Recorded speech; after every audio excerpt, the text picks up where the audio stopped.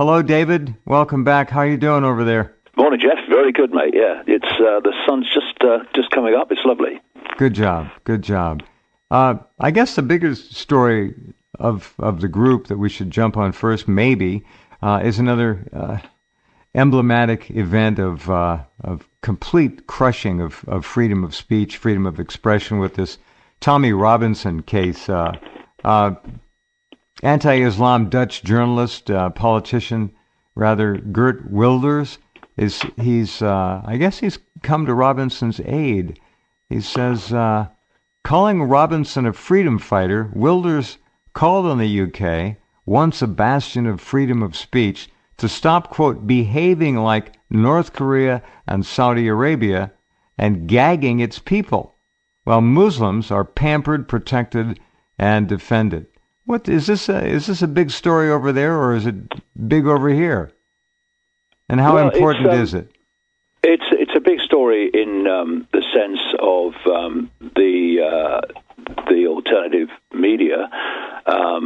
There were reporting restrictions on reporting the fact that he'd been arrested, etc., imposed by a judge, and almost denoticed, I guess, huh?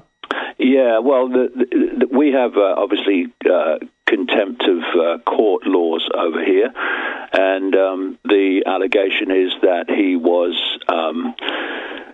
prejudicing a court case by filming the people involved live outside the He never got court. A chance to do it, though.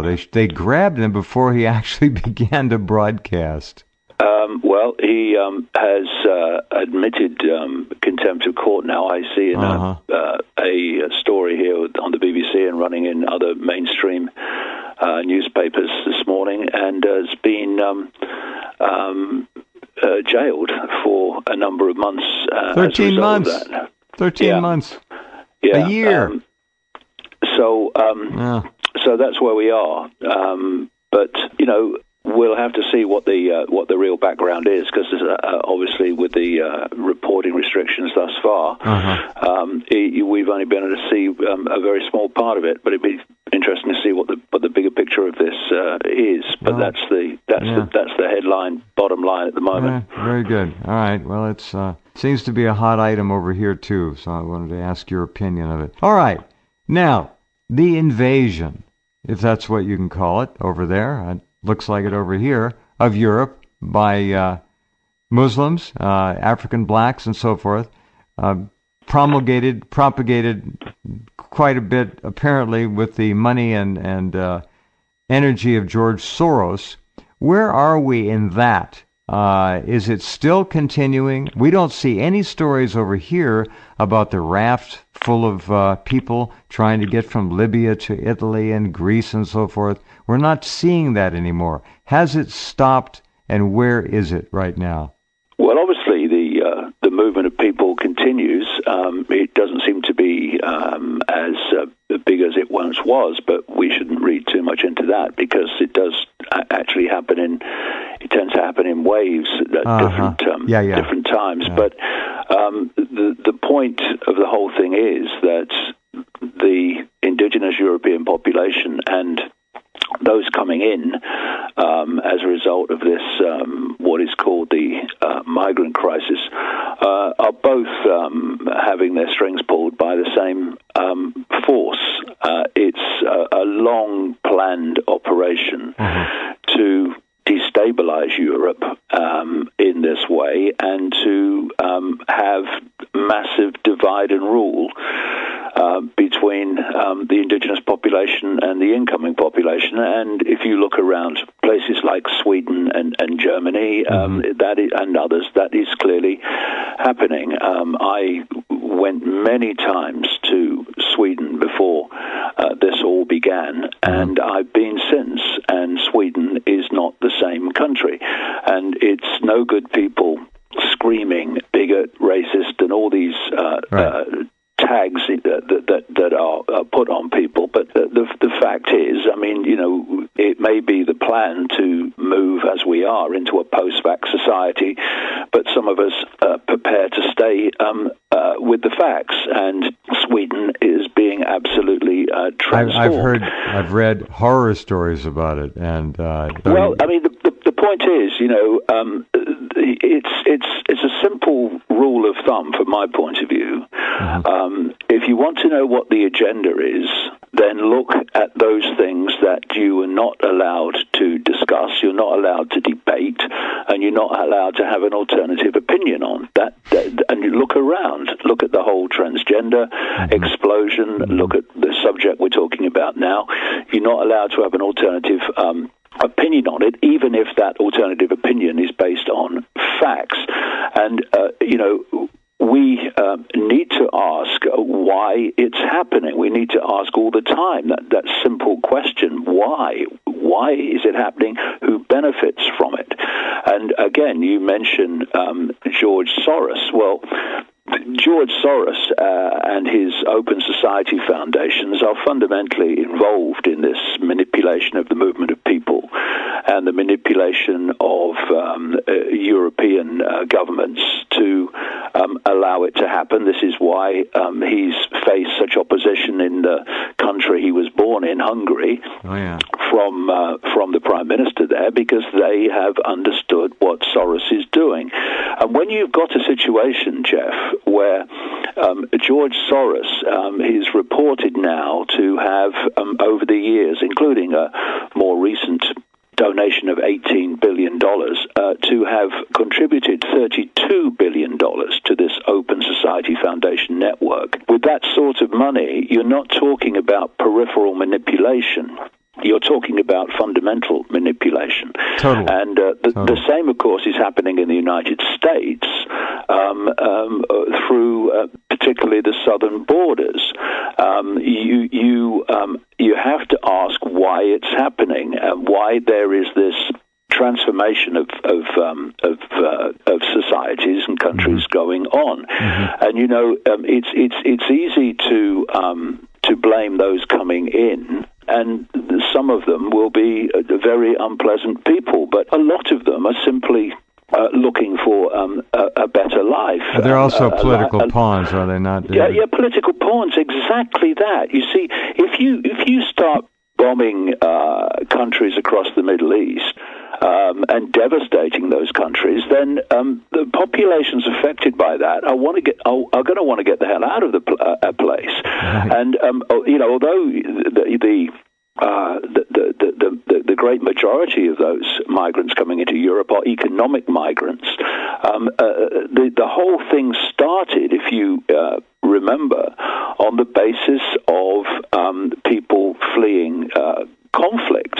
That's how the whole thing was sold, and that's how the emotional whole thing started, because the manipulation of emotion is the bottom line of how it's done.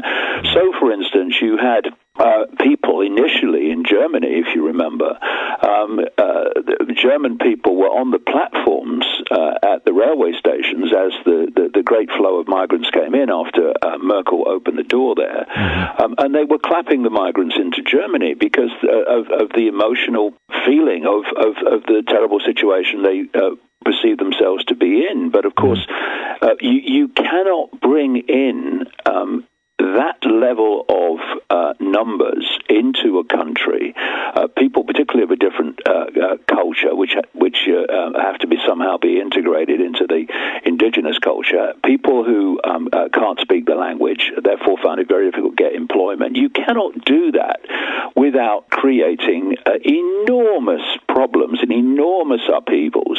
And of course, this was predictable, and it planned, was predictable. But people, that was the intent, I think. Yeah, that was the intent. People like Angela Merkel, people ask the question, particularly in Germany, what was she doing?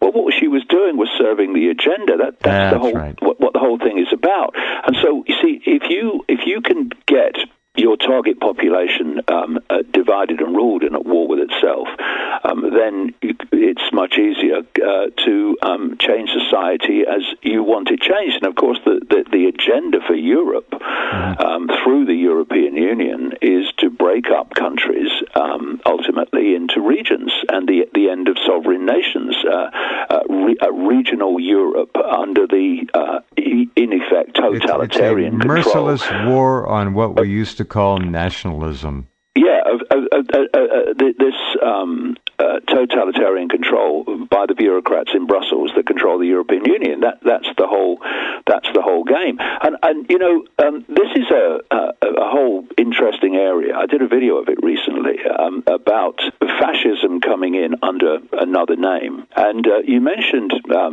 nationalism there, and there's this suggestion, this claim that we're having the rise of fascism and the far right in Europe as a result of this great immigration migrant crisis, where people obviously are looking for many people are looking for a party that's going to say, well, we're going to stop these numbers coming in, but the real fascism actually is unfolding under the banner of anti-fascism. This is how it's being done. So, for instance, you have this so-called progressive mentality, which has completely hijacked the liberal left, and has hijacked the traditional working class left in Britain and elsewhere as well. And it's a progressive mentality, as they call it, I call it regressive, that is increasingly taken over the universities, taken over the colleges, etc. And it is railing against the rise of what it calls far-right nationalist parties in Europe, while actually acting in exactly the way the Nazis did in Germany, which is destroying the ability of people with an alternative opinion to them from actually communicating that opinion. So we're seeing all the censorship of the free flow of information on Facebook, on Google, on YouTube, etc., under the banner of this progressive mentality. This is where the so-called hate speech has come from, through this progressive mentality, which is being played like a stringed instrument by the powers that are really behind it. And so you have this whole wave, Antifa, another one, this whole wave of people who claim to be anti-fascist, who are operating in ways that fascists work. And so there is this claim about the rise of nationalist parties in Europe, and that's the focus, see the fascists. And if you turn around and look in the other direction, you see this anti-fascist fascism that's becoming more and more influential and more dominant in shutting down alternatives to the prevailing narrative.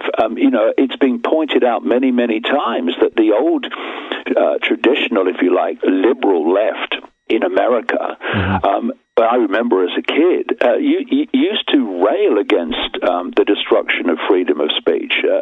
Students at Berkeley used to go on marches demanding freedom of speech. Now they protest against it.